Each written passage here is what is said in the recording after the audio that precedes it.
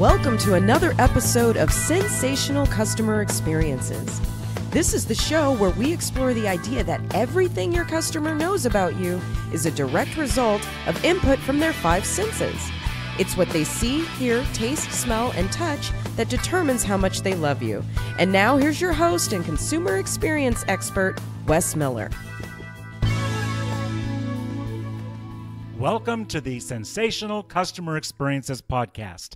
I'm your host, Wes Miller. I'm looking forward to sharing with you this idea about sensory experience playing an important role in the perception that your customers have of everything you do in your business. I've gathered a group of exciting and interesting guests to share their thoughts and their insight to this very topic. Tonight, you're going to have the opportunity to experience one of our amazing guests. First, I'd like to tell you a personal story about a sensory experience that happened to me recently.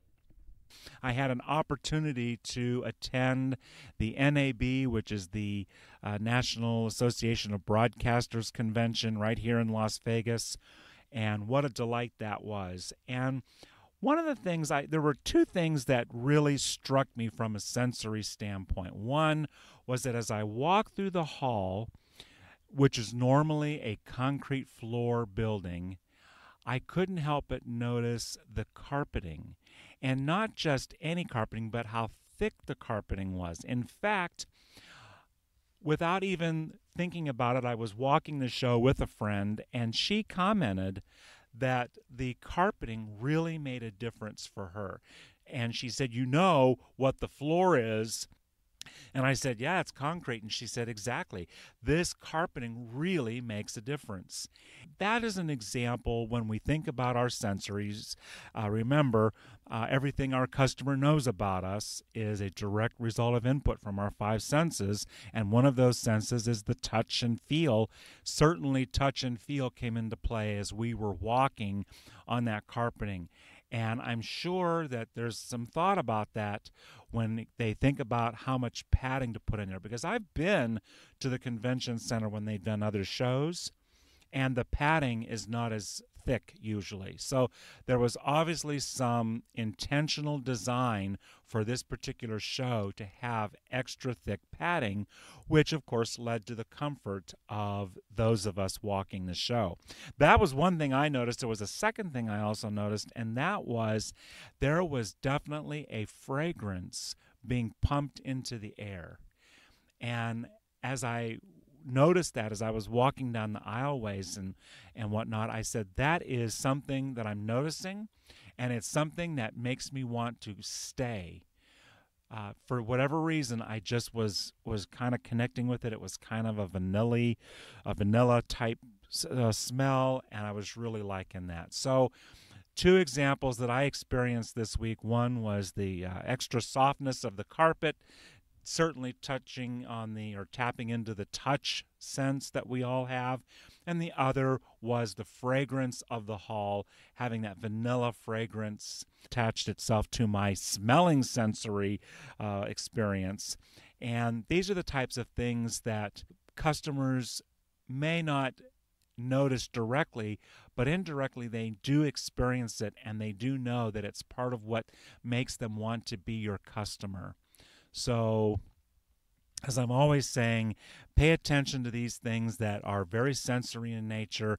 They do impact your customer's experience, and they can, in the long run, be very beneficial to your business and the profits of your business.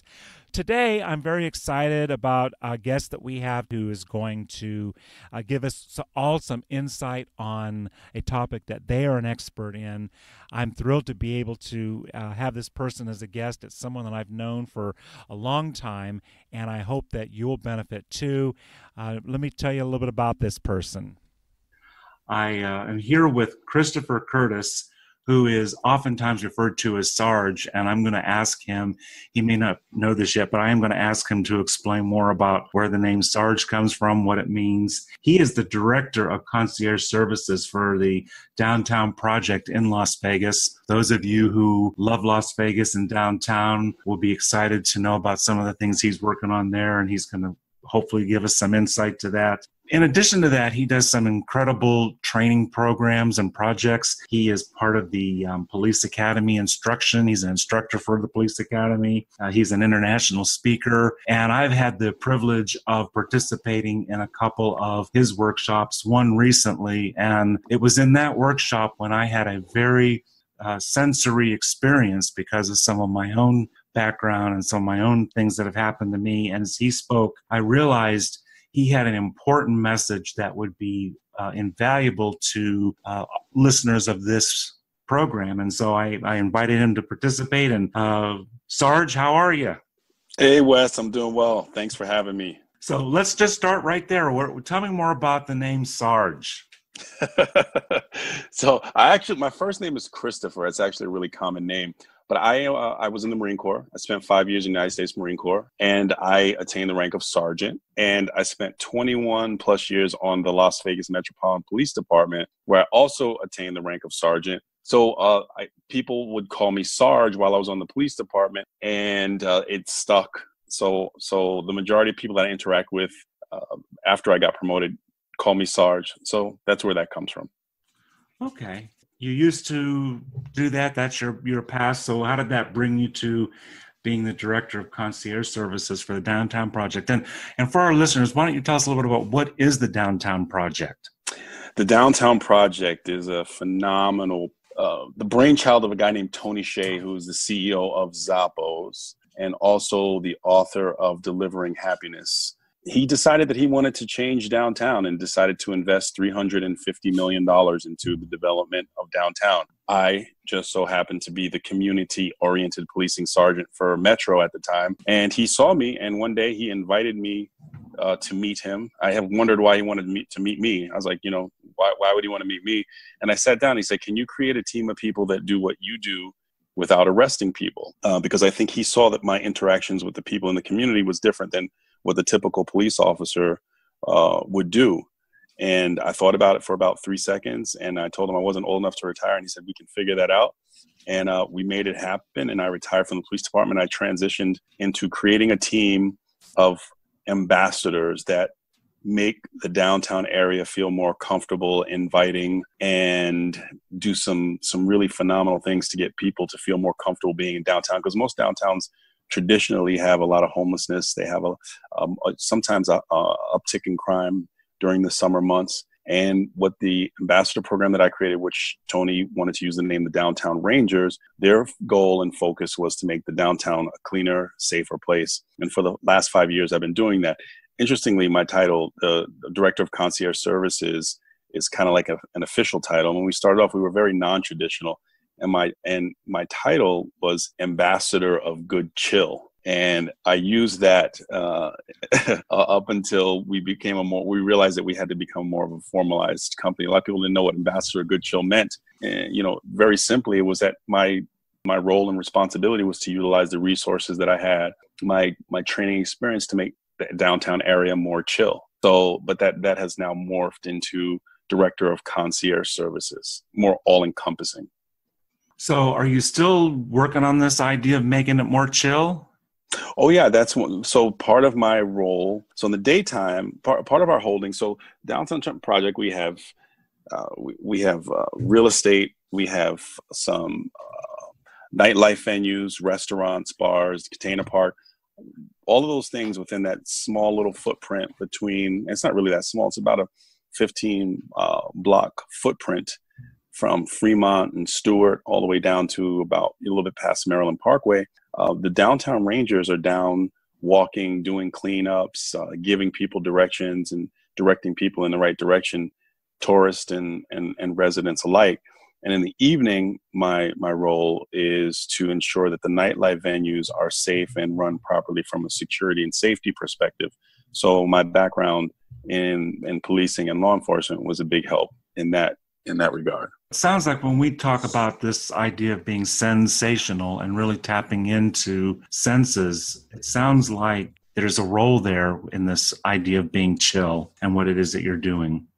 Yes, big time. Because so I'll give you an anecdotal story that relates directly to your concept, which I think is really impressive.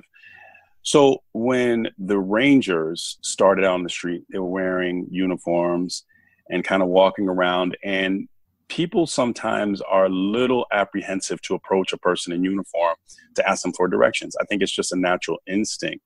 Well, one day, one of the Rangers came in, and on his break, he had brought a little ukulele, and he was playing his ukulele on break. And everyone was in the room listening and kind of, enjoying and playing his ukulele. And he says to me, he says, "Sarge, do you mind if I take this out on the street?" And having been in the government for so many years, usually you have to go through 10 different people to get an answer, to get something done. But now I was on the civilian side of things. He said, "You know what? Take it out."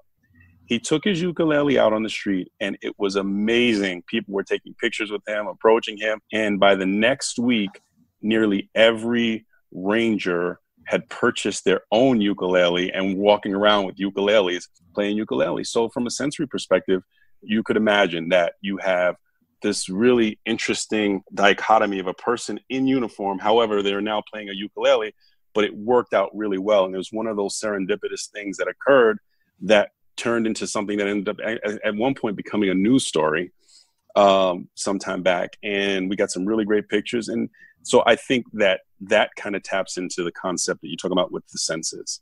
So you have pictures. Are those some things that you would be willing to share with us that we could put on the episode page for our listeners to go check out? I have thousands of pictures. If I can track the ukulele pictures down, you're more than welcome to use them. Okay. And if not, I bet there's some pictures in your collection that would be demonstrative of this idea that, as I like to say, everything your customer sees, hears, touches, smells, and tastes impacts what they think of you and how they perceive you. Yes, 100%. In fact, graffiti cleanup is one of the biggest things that the Rangers do. And we kind of, every day, we make the visual aspect of what a person sees downtown better. The motto that we adopted was helping to create the most enjoyable downtown experience worldwide. And the visual aspect is probably one of the most important. But again, the smell also, because, the cleanup, part of doing the cleanup is you got to clean up things that don't smell so great. So I'm in full agreement that the sensory perception of tourist downtown is one of the biggest things that we try to tap into. Excellent. So I want to also spend a moment talking about the most recent workshop that I attended with you, which was about safety and about using your senses to be aware of your safety. And it really touched home. I didn't tell you this story at the time, but you were talking about how we can sense when things quite aren't right. Yes. And I am a victim of an armed robbery. And so your workshop really brought up a lot of old emotions and really, from a sensory standpoint, had me really, I don't want to say upset, that's not the right word, but I mean, it was real for me. But it was some things that you said, because I remember when the incident happened, I knew something was wrong. I just felt it, and I was working in a store environment, and I remember thinking, I bet this guy's going to have a fraudulent credit card, because everything about his behavior, everything about what he was doing just was off. And later, in retrospective, I guess the fact that he was wearing gloves should have been one of the key things that I really noticed that things were off. And then, of course, when he pulled a gun on me, I knew what was, my instincts had been right on, but not necessarily interpreting. Like I said, I thought it was going to be a credit card fraud. Turned out to be much more traumatic than that. I was very fortunate in that I did not get hurt. I was, I survived very well. Not a lot of trauma afterwards. But your messaging in that workshop was really compelling to me, and was one of the reasons I thought we've got to have you talking about, from a sensory standpoint, how to be aware of what's happening in your environment. Can you spend just a couple of minutes, and obviously Sure. not giving that workshop because people go to that, but just, tell us more about your thoughts on that. Well, I'm glad you brought this up, because I read a lot about this topic. And one of the things that I did on my time in the police department is a lot of times officers will make an arrest, they get the facts, they transport the prisoner to booking, and then they're done when they wrap up their paperwork. For me, I would spend a lot of time talking to the victim, the precursor, things that occurred prior to the incident, and I would spend a lot of time talking to the suspect as well. And it brings me to a term that police use. It's called JDLR. JDLR in policing, any cop that's been a cop for any time uses JDLR, and that stands for just don't look right. But just don't look right also means just don't feel right. It's a sense that police have because so frequently we have dealt with instances of criminal behavior that we can pick up on it and sense it, when it's about to occur, or a person gives us some type of vibe. And I remember one time talking to a rape victim, and a man came into the room and she had a panic attack after this rape. And what it turned out was that the man was wearing a very similar scented cologne to the person that had raped her. And I think that our brains want to do nothing more than to protect the vessel that carries it. And there are things that we perceive through our senses that we don't even know that we're perceiving. In fact, I read a very interesting study about deja vu. And the study actually says that deja vu is actually a person, forgive me, I don't know if you can hear my dog is barking, but it has to happen. Tell him we said hi. But deja vu is actually a person sensing a smell that they had sensed before, and they don't realize that they're smelling it. It's very, very subtle. And what it's telling the brain is that you've been here before. So that subtle scent that you are detecting without realizing that you're detecting it is telling you that I've been here before. So when we get to the JDLR thing, criminal behavior is nearly identical internationally. The way that they stalk a person, the predatory behavior, and that JDLR is something that police pick up on. So in a roundabout way, what I'm saying is that in life, we have some innate instinctual defense mechanisms that you probably tapped into when this person walked in addition to just the gloves, maybe things that you cannot even articulate. I transitioned the JDLR principle into GMA, which stands for gets my attention, which is a more encompassing civilian model to look at it, because something gets our attention about a person, whether it's something we like, something we don't like, something that brings us fear, something that brings us angst. It gets your attention. But what we have to truly understand about getting your attention is it doesn't have to be on the surface. It could be subliminal. It could be to a point where it makes your heart race and you're like, I don't know why this person makes me feel this way, or this situation makes me feel this way. The sense thing that you're touching on is probably one of the biggest aspects that we deal with from the very moment that we wake up. In fact, I think that it even affects us when we sleep. I think this is so important because as I talk with a lot of security people, there's so much emphasis on just looking, for what we can see visually. Mm-hmm. And so one of the things that really resonated with me with your approach was this idea, and you've just talked about it so well, that really all of our senses are engaged, and we've got to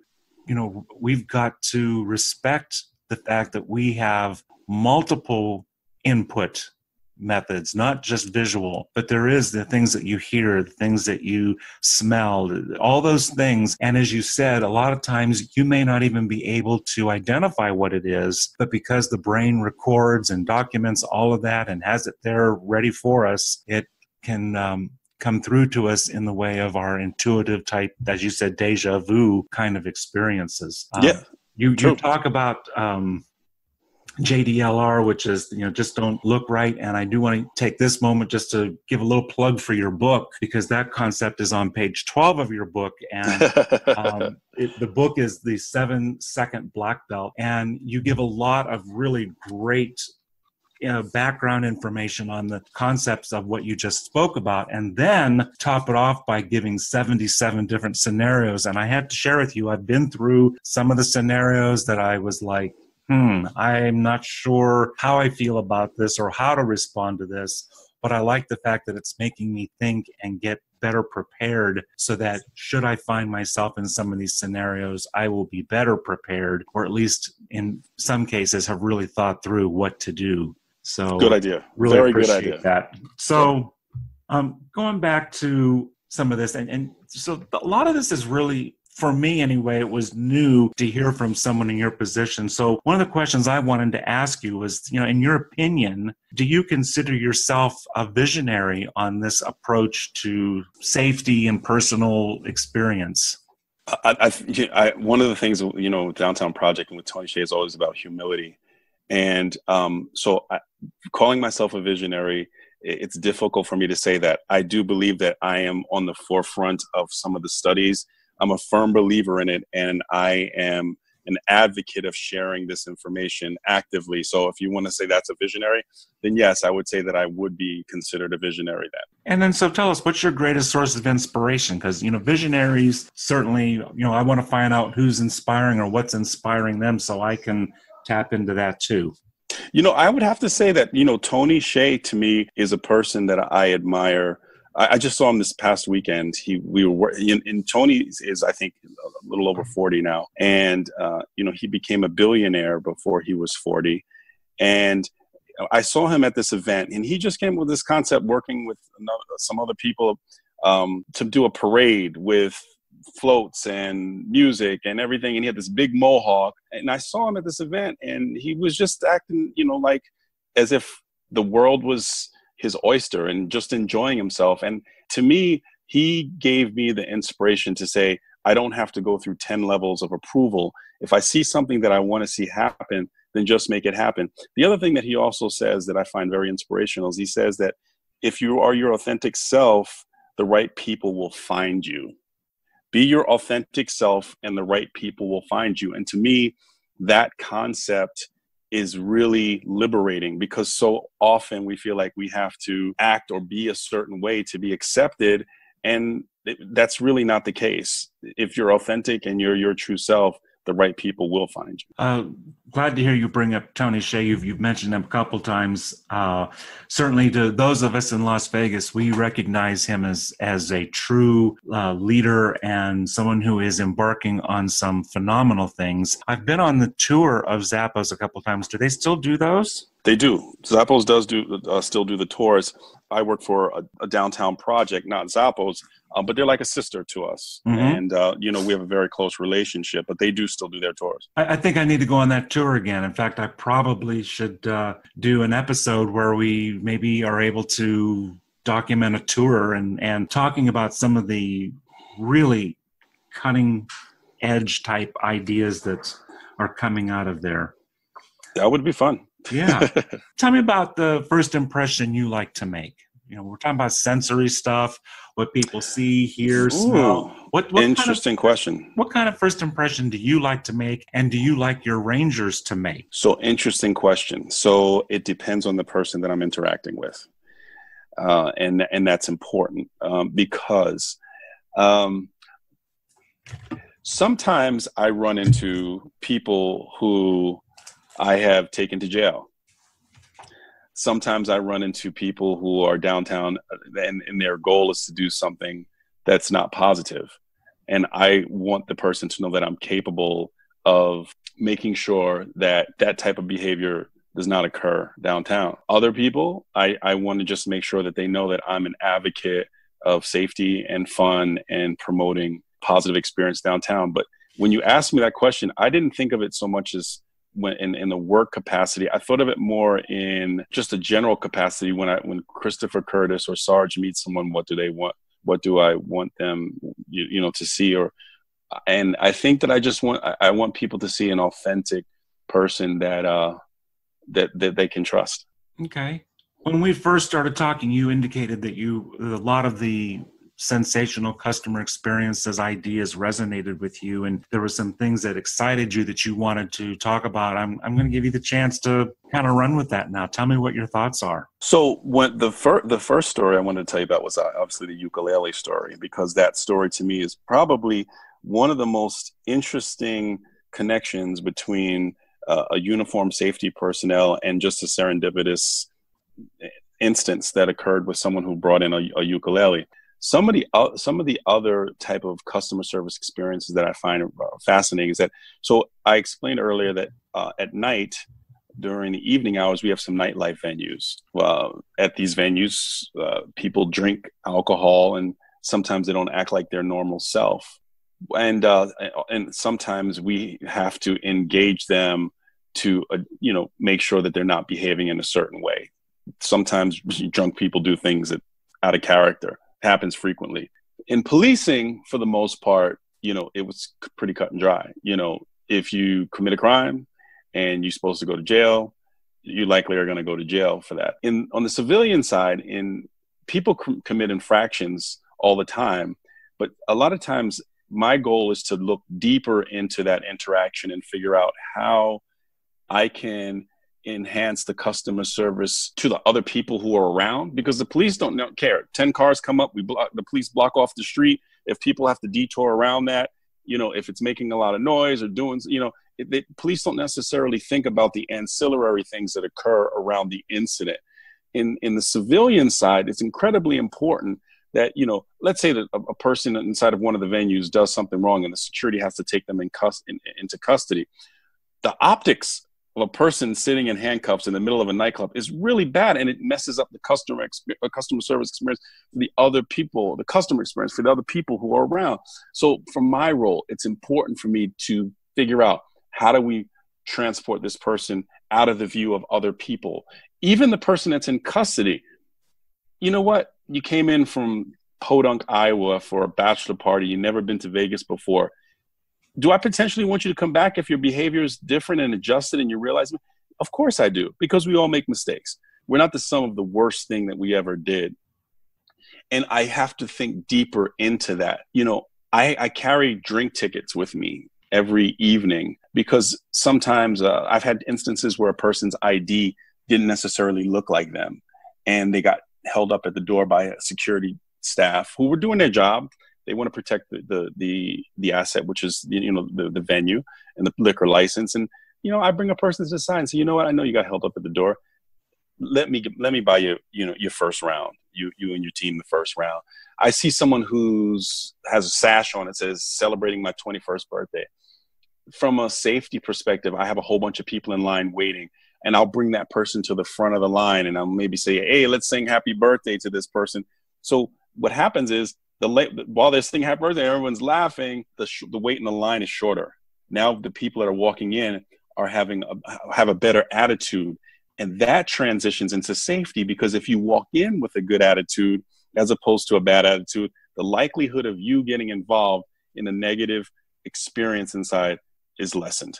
So there are a lot of really interesting ways that you can adjust or correct behavior by just being nice in the very beginning.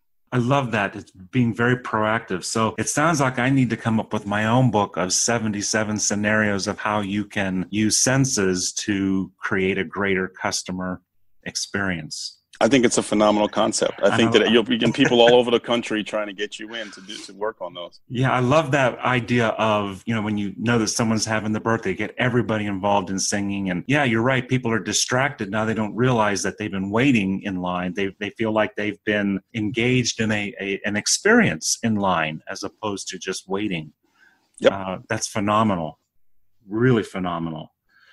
Any other thoughts on that? Well, there's also the flip side of that where, you'll have people so we have a very strict dress code on certain nights. And one of the biggest things, and this is one of those things where I'm going to throw myself in front of everyone on something, I don't even want to say mistake, but it was a learning experience. So we don't allow people to sag their pants. It's a no-no. In fact, I have a sign in front that says, your last chance to pull up your pants was when you left your house. So if you're going to walk up with your pants sagging, I already kind of have a clue that's not, keep your pants up. So I remember when there was one time there was a guy standing in line, and the security guys didn't catch that his pants were sagging. And I addressed him and I said, you need to pull your pants up. And the guy said to me, he looked at me and said, you really need to learn how to talk to people. And at first I was like, I was a hostage negotiator for 5 years. I study how to talk to people. And I'm usually conscious of the things that I say to people. Instead of responding, I thought about it for a second. And I said, the truth of the matter is maybe what he says bears some truth, because I know how to talk to people that I like. I know how to talk to people that are doing what it is that I want them to do. Sometimes I'm don't necessarily maybe convey my message the best way when people are not doing the right thing. So I use it as a teachable moment. But again, if we go back to customer service and the sensory, does the people waiting in line want to hear me going back and forth with this guy about his pants sagging? No, they don't. And that's, again, thinking about the bigger picture. You go back to the police, and if the rule is, you have to, and police don't necessarily enforce pants sagging, but they could enforce something to, some kind of indecency, whatever. The police will bark the order. If you don't do it, ask, tell, make. The police will make the person do it. I learned to adopt a different model because I am a scholar of the things that I do. In policing, there's a guy named Sir Robert Peel, who's considered the father of modern day policing. In fact, that's why that's why in England they call police bobbies, because of Robert Peel. Interesting. Yes, Robert Peel is a really interesting guy, and I have actually some antique books written about him, and I study, and what Sir Robert Peel used a different model. Like police now use ask, tell, make. I ask you to do it. You don't do it, I'll tell you to do it. You don't do it, I'll make you do it. Robert Peel had something that was very, very different. And he said that one should use persuasion, advice, and warning when it comes to policing. So you should persuade a person to do what it is, give them advice as to why it's a good idea. And if they're still, then warn them of the consequences that they're going to incur if they don't do what it is that you tell them to do. This is something that I extracted from his writings that most people never even thought about. So when I teach in the police academy, this concept, so here I will say that I'm definitely a visionary, humility aside, because police are still teaching this ask, tell, make model, which is what causes a lot of the challenges that you see in society today. Robert Peel has a lot of different concepts that help de-escalate. So de-escalation is another thing that I teach. The concept of de-escalation in policing now is got to change because it's causing a lot of challenges. In the customer service realm that I do, I use some different models that actually bear some of Robert Peel's persuasion, advice, warning. You've definitely given me, and in fact, I'm going to make sure we include it on the episode page for this episode, some references to his, I'm assuming some of his works are still available for reading, and I'm going to check out the library and Amazon and see what I can find with regards to some of the material by him, because it sounds like a lot of his stuff even carries over and would carry over really well to some of the supervisory skill type training that I do for helping supervisors persuade employees to do the things that they want. Yep. As soon as you Google Sir Robert, he pops right up, Sir Robert Peel. And again, the father of modern day policing. Sir Robert Peel. Going to check that out when we're finished here. That is top. I've written it down. Thank you so much for that. You're very welcome. Any other thoughts? I think that's a lot. Okay, that's what I'm thinking. So that moves us into a couple of fun sections. The first one is I ask all of my guests a fun sensory question. So here's one I picked for you. It is, do you have a favorite T-shirt? And if so, what's on it or what does it say? Oh, okay. May I say two? Sure. So I have two. So vintage T-shirts is my thing. So it's crazy that you asked me this, but vintage T-shirts is my thing. So one of my T-shirts is a T-shirt that has it's written in kind of like kid font, and it says "friendly helper," and it has a whole bunch of kids on the front holding hands, and it's one of my workout shirts. So most people don't know what I look like, but I'm a pretty muscular guy with a whole bunch of tattoos. And I have this friendly helper T-shirt on, which has like this kind of interesting, it looks like a kid shirt, but it's on a grown man who looks like a Marine. So that's one of my favorite ones. And then my other favorite one is my bookstore staff T-shirt, which is also one of my fun T-shirts that I wear to the gym. So those are my two fun that make people smile when they see them. So, I'm going to pull your photo off of LinkedIn to put on the episode page. So people can see a little bit what you look at. But when you're going through those photos, when you're looking for that ukulele photo, if you happen across a couple of those T-shirt photos and you'd like to have those on the page, we'd love to have that posted for people to see. So awesome. Yeah, send that over. And finally, that does bring us to the final part of our program, which is always the segment we call Now That Makes Sense to Me. And in this, we ask for one or two strategies from you that people out in the audience could implement fairly easy or quickly that would give them the best, would help them to best develop their own sensational customer experience. Got a couple of thoughts on a strategy or two that you can recommend? So the first this one is for those people, the people in managerial or supervisory positions. One of the things that I think has given me the best traction in moving forward is the fact that I think my team trusts me, and taking the one-on-one time, not official, this is our scheduled, quarterly one-on-one meeting, just the time where you just go up to your employee and say, you know what, let me take you to lunch today. Let's talk. It's on me. I've learned and gained more information from those one-on-ones that I can't even quantify the benefit and value of saying, hey, let's just go to lunch. Just you and I just want to just hang out and talk. It doesn't even have to be about work. Incredibly valuable.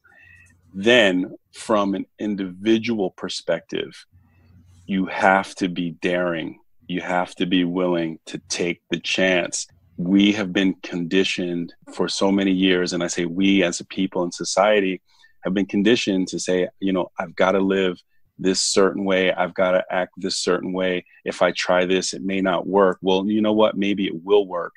And you have to be adventurous. And, for me, there was a lot of trepidation leaving the police department when I did. The security, they called the golden handcuffs. Now, granted, I did end up with my retirement. It was very beneficial for me in that regard. But again, the security of having that government job and the fact that I loved it so much, to step outside to this weird, strange group, it took a lot. And I can remember many sleepless nights before my retirement day, which was actually April Fool's Day. Intentionally, I did that. But in life, you get one shot at this. And looking back, I'm so happy I made the decision. I wouldn't change a thing about it. Mistakes and all. And again, I don't like to use the word mistake, teachable moment. So be adventurous, be daring. And from those people who manage and supervise and lead, take personal time that's not mandated, that just comes from the heart. Some great organizational behavioral strategies. I really appreciate that. This has been a just awesome interview. I really appreciate the time you've dedicated to sharing with us today. I do want to remind everyone that we do have an episode page for this episode. There you'll find links to Sarge's website. You'll see references to his book. Got him to commit to hopefully send me some fun photos that we'll be able to put up there, so you'll get to see him in action and how he does things with this sensory kick to it. I know you're available for doing different types of workshops, and I can't emphasize enough how highly I recommend you for those types of services and programs as well. So again, thank you so much. I really appreciate you being with us today. And to everyone out in the audience, hope you took lots of great notes. There's some good stuff here. My pleasure, Wes. It was a wonderful opportunity to sit and chat with you. Hope we'll do it again. Thank you so much. All right, my friend. Take care. All right. Bye-bye. Bye-bye. There you have it. Some great insight and pointers from Christopher Curtis, or as we like to call him, Sarge. Next week, be sure to come back and join us when we interview Ron Gay, who is a jewelry store design expert. He actually designs these stores from the ground up, and he is going to give tons of interesting perspective from a sensory standpoint on how to design your floor plan. Be sure to go to our website, www.sensationalcustomerexperiences.com. There you'll find links to all of our social media pages, and you'll find episode pages for this and other episodes. For free tips, resources, and information, visit sensationalcustomerexperiences.com, your premier experience brand brought to you by Training for Results, located in the sensory capital of the world, Las Vegas, Nevada. Until next time, remember, if you can sense it, your customers can too.